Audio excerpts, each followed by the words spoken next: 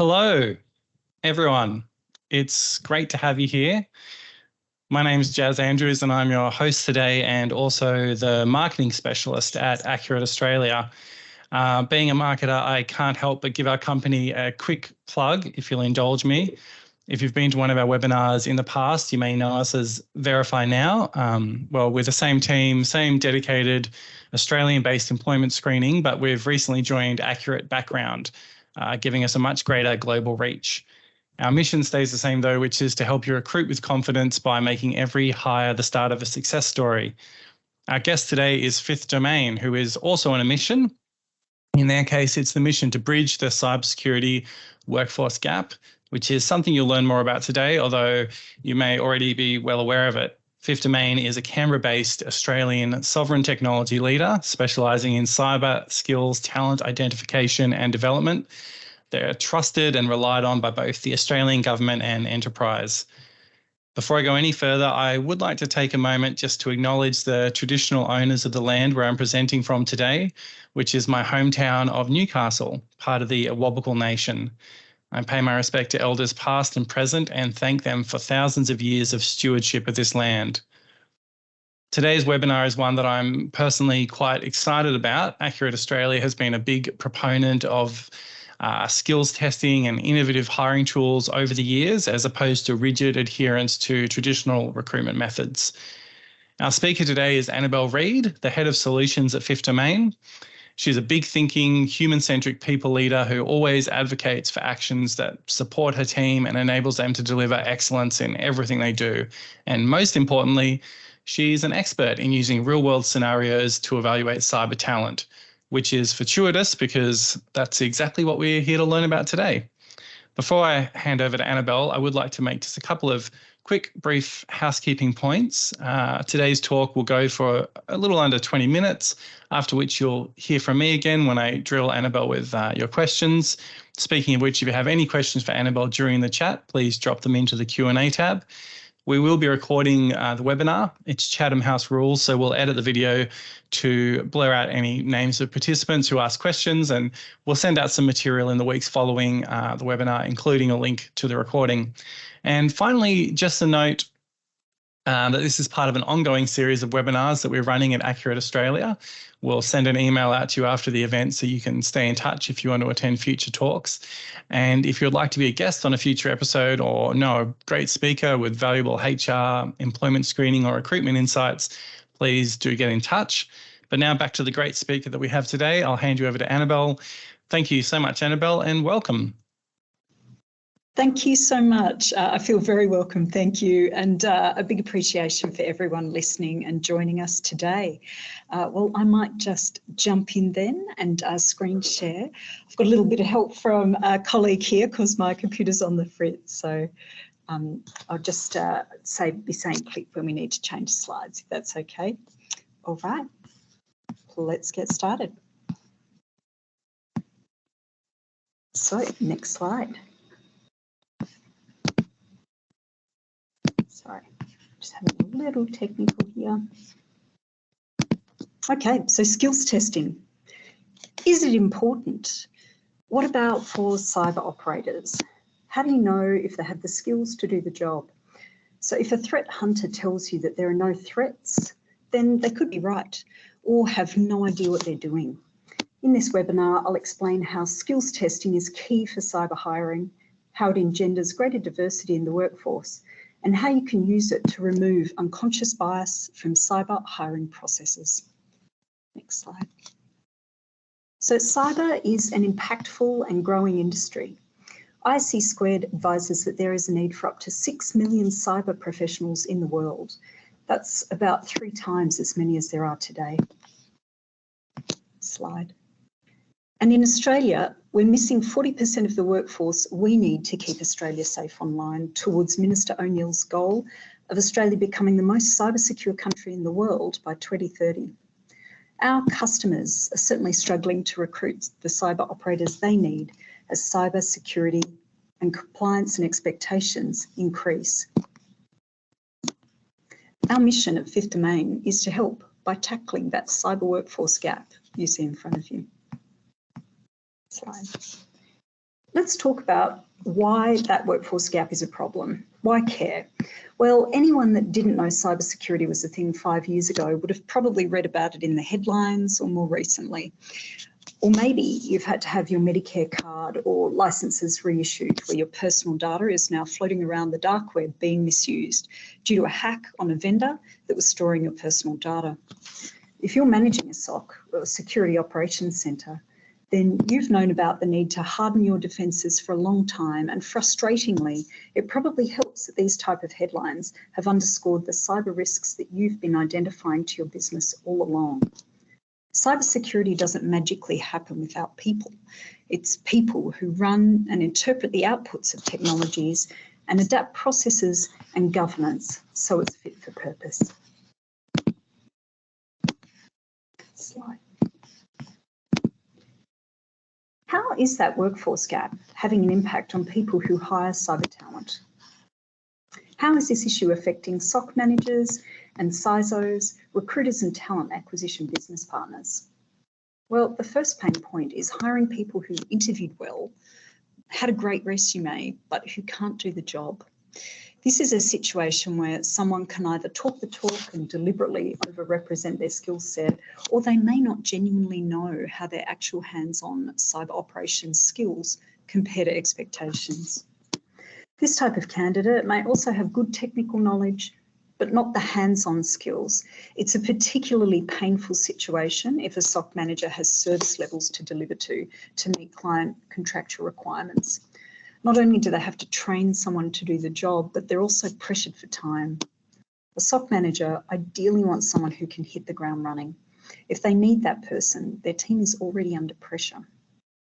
The other issue with this scenario is that it could mean a security breach where skills were assumed on hiring an operator. So the second pain point is finding talent you can train or building a SOC team from scratch. Some of our clients are looking for talent that they can train and build or hire from an entry-level role through to a cyber specialist. They do this as they simply can't find the talent they need, or they can't afford to meet the salary expectations of experienced talent. Similarly to above, this creates more pressure on an existing team as it isn't a quick fix. What's also needed in this scenario is quality training and a hire who has the passion and propensity to learn. So you're still hiring for potential, even if the skill set isn't there already. The last issue we like to call the cowboy factor. Some skills, big talk, even bigger salary expectations. The economics here are pretty straightforward. Low supply or talent scarcity means high demand and subsequently high prices. This provides ample opportunity for cyber professionals to leverage market conditions into better pay and often well beyond a reasonable HR budget, and sometimes beyond the skills that the candidate possesses. This is difficult to address and manage. I mean, how do you quantify skills in an interview? What do you do if talent is asking market rates even when they do have the skills? Slide. So let's focus on some novel ways to overcome the workforce gap and those pain points we just discussed. So first up, we've mentioned already, build your own team. So as discussed, this entails hiring for potential and training operators on the job. It's time consuming, it does require some dedicated FTE effort and or a training budget, but it can yield very positive working relationships and you can customise training for your exact needs in the SOC. The downside is that this approach isn't quick and you might unwittingly prepare your team member for their next better paying job. Ouch. The second option here is to build the future workforce pipeline, and that means we all work together to build that pipeline. Looking at students before they enter tertiary education, like those at school, and we think about upskilling those students in cybersecurity skills early on. This is a great initiative, and it's something we at Fifth Domain already get behind as we're preparing the future workforce for the STEM careers like cyber that Australia definitely will need, setting students up for success. But it's a longer lead time than building your own SOC from scratch, and we're struggling. I mean, you saw on the previous slide, to generate enough numbers to come anywhere near that workforce gap. So around 4,000 graduates per annum come from all types of cyber related qualifications, degrees, Cert 4s and so on. We really need about 17,000. The last option here is to look for talent in unexpected places, and you can do that right now. There is untapped cyber talent that is overlooked in traditional hiring processes. This means that you could immediately expand your candidate pool, engender greater diversity in your workforce, get great talent, and you can do it now. The downside, well, maybe it's not such a downside, but you may have to accommodate change, and that does take time and effort.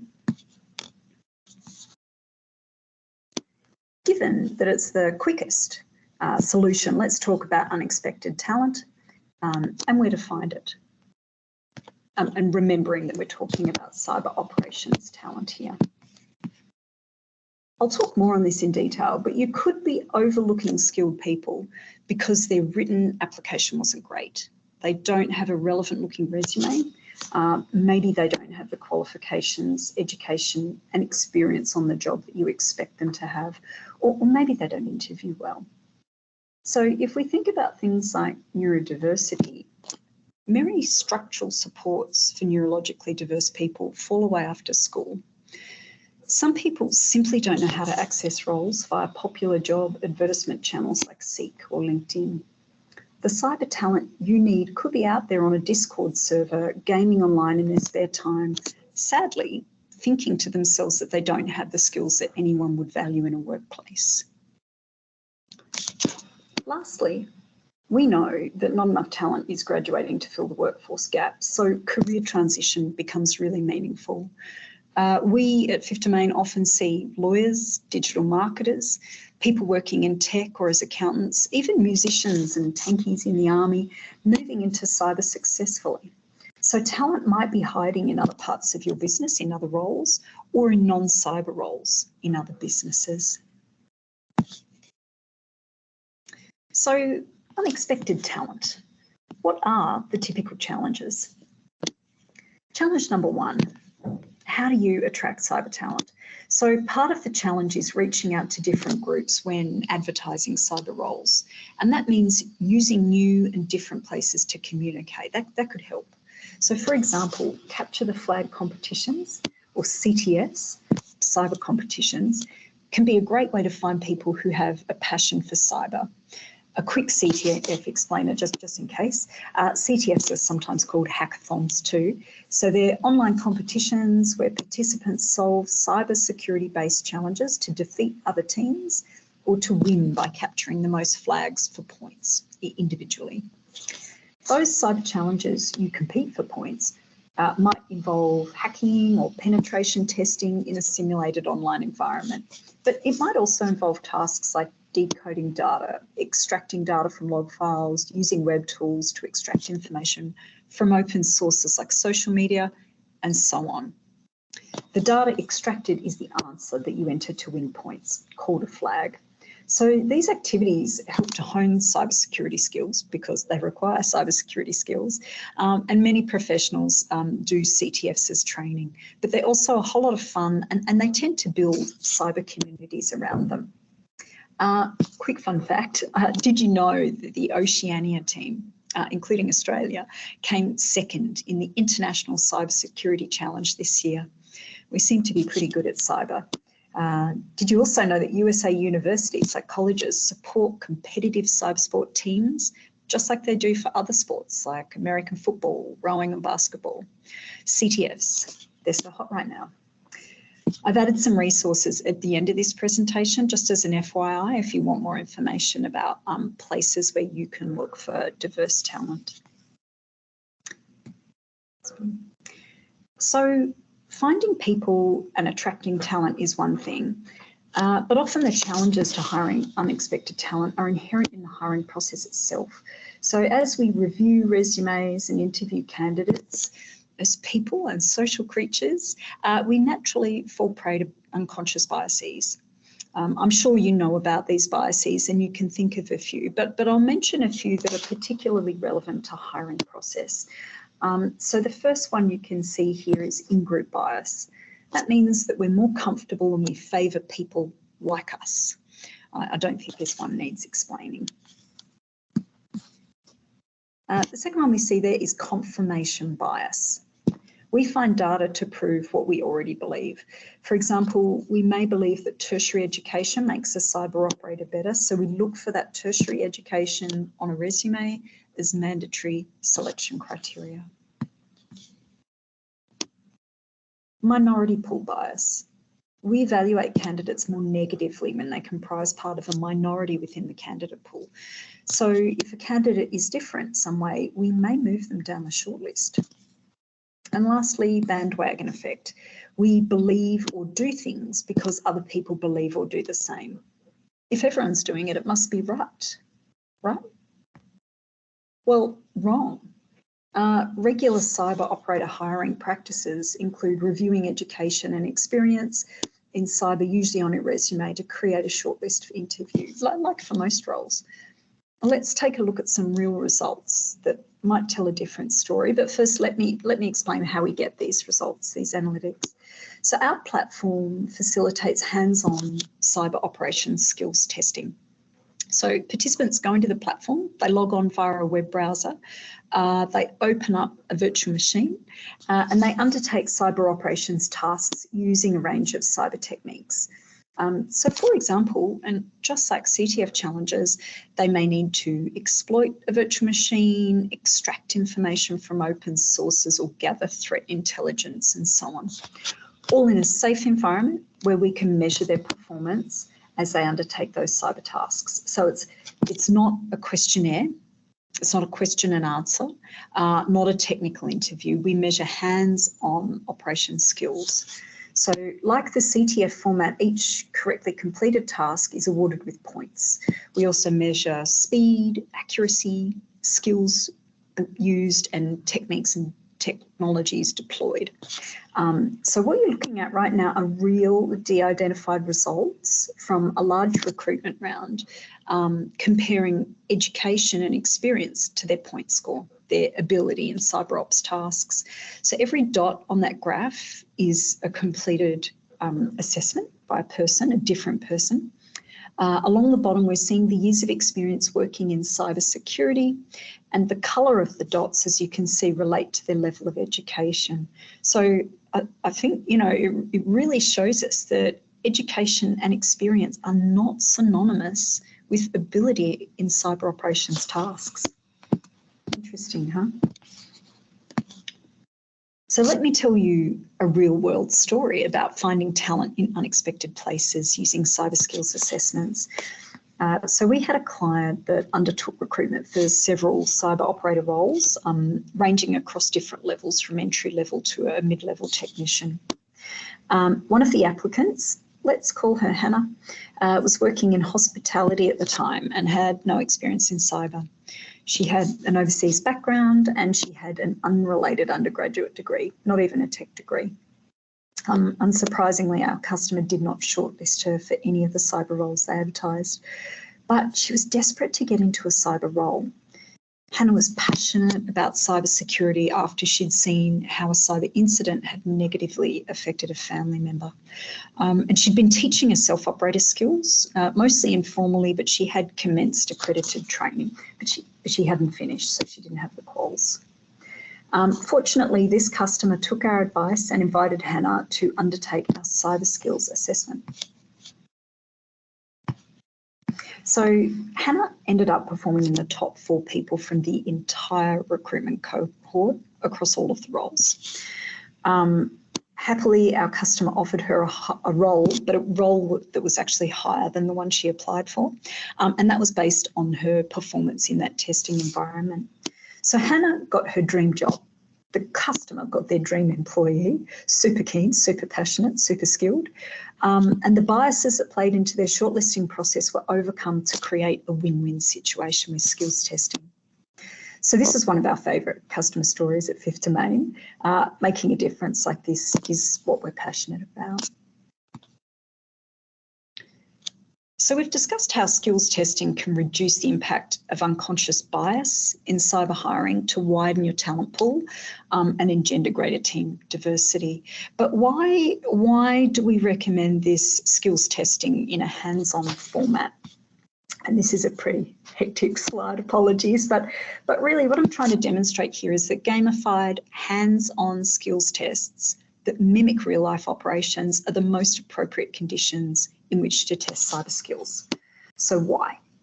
Why? So partly because it's harder to simply chat GPT the answer as you can do in a questionnaire or maybe even an interview. This testing scenario also applies time pressure that mimics the pressure of cyber operations where you're often racing the clock or an adversary.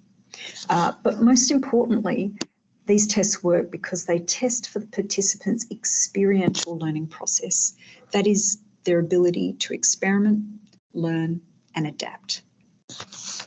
Cyber operations often involves a lot of experimentation, followed by reflection and adjustment of the approach. Adversaries and cyber threats evolve constantly. Persistence is important. A learning mindset is a must. Essentially, experiential learning is the job.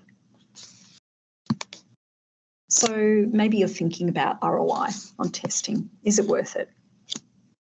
So I've presented you with ideas to change the way you hire cyber operators, but of course, change itself is an effort. So why should you bother? How can your cyber operations team look better using these suggested ways to attract and skills test cyber talent? So let's once again take our neurodivergent group as a single aspect of diversity and an example of how you can look for unexpected talent. Why would you bother? Well, often people on the spectrum are often very good at methodical and detail-oriented, and they often show a high degree of focus and integrity. They're able to absorb a large amount of information and memorise it, enjoy complex tasks, and they have a knack for pattern recognition. So these skills are particularly desirable within cybersecurity. Dyslexics can often grasp new concepts quickly. They can spot patterns, connections, and similarities that other people or neurotypical people might miss. They're natural puzzle solvers.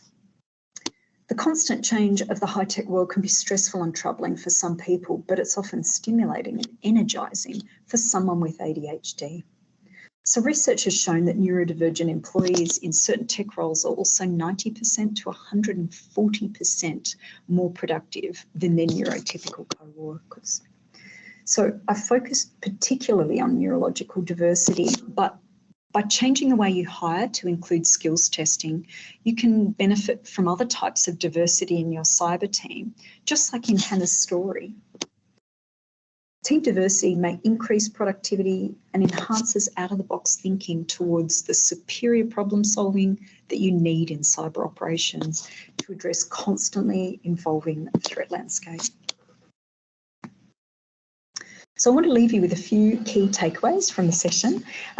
So first, the cyber workforce gap is one of the industry's most critical issues right now. You can address that issue by adapting your hiring practices to find unexpected talent. You can do that right now.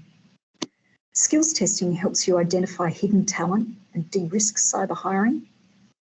And identifying hidden talent, including diverse talent, gives you increased productivity and capability in cyber operations. Thank you so much for listening to me. I appreciate you making the time. Please feel free to get in touch with me if you're interested to hear more about cyber skills assessments. And my details, as you can see there, are on the slide. And a big thank you to Accurate Australia for hosting this webinar.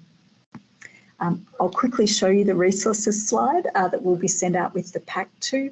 There are just a few resources to help you with the things I've spoken about today. Thank you, Annabelle, so much. That was a fantastic presentation. So much actionable insight in there as well that people can start with right now and, challenging some of their biases, for example. And also, I think the discussion around just the difficulty in recruiting or the workforce shortage that you mentioned. Obviously, that's specific to cyber in some ways with the figures that you were quoting there, but also in general, we know that the labour market's been very, very tight. It's been a bit softer recently than it was a year ago. I've heard some reports of, that difficulty easing over the past 6 months, but we're still in a relatively tight spot. I read the latest Recruitment Experiences and Outlook survey put out by the federal government's Jobs and Skills Agency. And in September, that showed that 59% of recruiting employers experiencing difficulty hiring staff, or they did in their last recruitment round. And so that's 59%, that's a majority. So clearly a talent shortage is, a relevant issue for a lot of organisations in Australia. And therefore, I think solutions or different ways of thinking or approaching recruitment to get better outcomes must also be more important than ever. And if you're selecting, especially if you're selecting between a few candidates in a recruitment round and trying to make that decision of which one to go with, and you're making a choice based purely on a resume without assessing skills, you're risking a really poor outcome, potentially a big lost opportunity, like some of the great hires, like the example that you gave, with a different applicant who could have been a much better fit. And I think that's a point as well where our companies really resonate with each other, in that we're both very invested in helping clients, helping organizations choose the best applicant for the job which they're recruiting for. And that's a big part of what we do with our employment screening as well. It's not just a means to meet compliance, so that's a big part of it. Equally valuable is the benefit of using a screening provider like Accurate Background, or a provider like Fifth Domain. With us, it's for carrying out pre-employment checks as part of the recruitment process, and that can really help assess whether a candidate's the right fit for a role that you're trying to fill. That's something we're really passionate about, as I know you guys are about your work. So if you'd like to chat to either of us, like Annabelle said, please get in touch. We'll be sending out an email at the end of this webinar with contact details as well. And if you want to follow up on any of the topics Annabelle discussed or talk to us about employment screening, then please do reach out. But now let's get to your questions. I can see there's a few in the chat there, Annabelle. Zara's full of questions. She's got 2. So the first one there from Zara is, I need help attracting good cyber candidates. Do you have any recommendations for attracting them? So how do you attract them in the first place? Yeah, great question. So we've actually had some clients that have run Capture the Flag events. So I spoke about those earlier, but Capture the Flags are particularly great because, one, they're going to attract people who are passionate about cyber. They're probably participating. They're probably honing their skills. I know people who block out whole weekends and the family can't annoy them because they're doing a CTF. So there's a really committed community.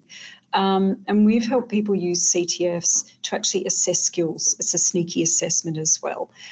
So it might be, something you advertise, like a fun event. Maybe there's a prize. You can attract people in to participate and start to see who is capable of some skills and performance. Maybe they solve a few challenges, and that might be a way to generate a slightly different audience. As I said, the other thing too is to reach out on different channels. And I think that resource, I've got a resource at the end of the slide deck too with the link, and that does give you a few ideas for places to advertise that are a bit different. Yeah, thank you. So that Employ for Ability, they're really fantastic at tapping into neurologically diverse talent, for example, and they often talk about getting messages through Discord servers and role advertisements that way. So it might be a channel you hadn't thought about, but it can be a way of tapping into that additional talent pool. Nice. And you have mentioned, some skills testing, methodologies there, but are there any other ways that you can think of that you can perform skills tests? Yeah, absolutely. So, traditionally a lot of people are doing a technical interview in cyber. If you're really experienced in cyber, you can probably ask fairly clever searching questions and listen to the answer. But it doesn't take away those unconscious biases. So even the most focused and mindful practitioner can probably normally fall prey. We're all human. It's normal. It's how we're made. So I'd always recommend a skills test because it's that quantifiable data. Some people do use question and answer, like a questionnaire, technical questionnaire. They probably worked up until recently, and now, you can chat GPT those answers fairly easily. So I don't know how robust they are, There might be some clever ones, but again, it's testing that theoretical knowledge, not testing the hands-on. Other things people do, sometimes they build their own assessments, and that can be a good way of doing it. You can build something very customised. It's just you would need the time and capabilities. So you pull someone out of your cyber team to create a lab and set that up. And I know people that do it, so it's not, it's completely possible. It's just probably time consuming to maintain that environment and keep it current. Cyber practice changes over time. So if you built a lab to test someone, 18 months ago, it could be irrelevant now. It's also the currency of practice you want to test for. But there are certainly other options there in market. Sure. Okay. Thank you. And I've got a question here from Arnie. You mentioned, he says, "Hi, Annabelle. You mentioned a skills gap between Australian tertiary education and hands-on skills. Why is that?" It's a good question. Okay, good one. You picked up on that and that data does show a discrepancy. So we actually ran some research it was last year actually, across tertiary institutions and how they're training hands-on skills. And there is a large variety market on just how much time people get with hands-on doing the tasks, not just reading about the theory. But we're finding that probably about 40% of universities or tertiary institutions like TAFEs and things had a physical lab. So they had a room with computers and you go into that lab and you do the work. Well, that wasn't very good during COVID. So, virtualization's a superior offer because you can do it from home. So a lot of people couldn't go in and do it. It also presents a problem if you're studying remotely, right? Or if you're, a full-time parent and you're working and you're trying to juggle study, it's hard to physically get into that room wherever the campus is. The other problem we find is a lot of, then if we look at all the remaining tertiary institutions, we could only find about 12% that actually had an online lab or another option. Some people use pre-made sort of labs or boxes, like virtual machines that people go into, but the trouble is they might not reflect the courseware. So there are things like Hack the Box. That's pretty fun. You can teach yourself penetration testing, maybe not hacking, but you can only teach that one skill set. So it won't help you with defensive techniques, secure networking, things like that, OSINT. So there's a whole host of cyber skills you can't get from those pre-made solutions. So we're just finding it's really limited in market. So most students, at the end of the day, just aren't practicing hands-on skills. That's why you're looking for that passionate person that maybe goes and does a CTF in their own time and practices on their own. Sure. Yeah. Okay, and I have one more question here, which is, firstly, thank you for the presentation. I had a question around skills-based testing. How do you approach creating a skills-based test depending on the level of candidate you're looking for, i.e. a junior SOC analyst versus a senior SOC analyst? Yeah. Oh, great question. So I didn't go too much into the product, but we have a library of hundreds of challenges or tasks. Each one of those is tagged with a proficiency level. So we use Dreyfus's model of skills acquisition. So there's, like a novice, sort of an advanced entry level, competent, proficient, expert. So every single challenge we have is tagged at a different proficiency level, and it's crafted with that level in mind. So some of our easier challenges can be solved by a high school student. Some of the harder challenges right up at the tippy top end, would take somebody with 10 years in industry who's extremely expert some time to solve. Each challenge is also tagged by the skills that are required to solve it, down to the technique level. So SQL injection, something like that, we can get down right to the precise thing you have to do to solve it, and it's tagged with the technology used.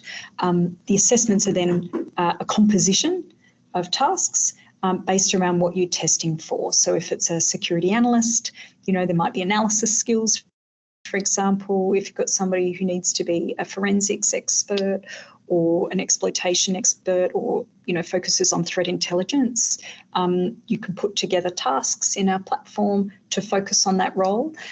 We also have templated assessments already built at different proficiency levels for different role types within cyber. So it's pretty easy. We've made it easy. Awesome. Yeah, you had a great answer for that one. Look, thank you so much. That's all the questions. That brings us to the end of the webinar. Thank you again to our guests, Fifth Domain, to you, Annabelle, for your excellent presentation, and to everyone who attended for your time today. We'll be in touch soon with a copy of the slides, and there'll be some follow-up content on this topic a little while after that. I hope everyone has a great day, and goodbye.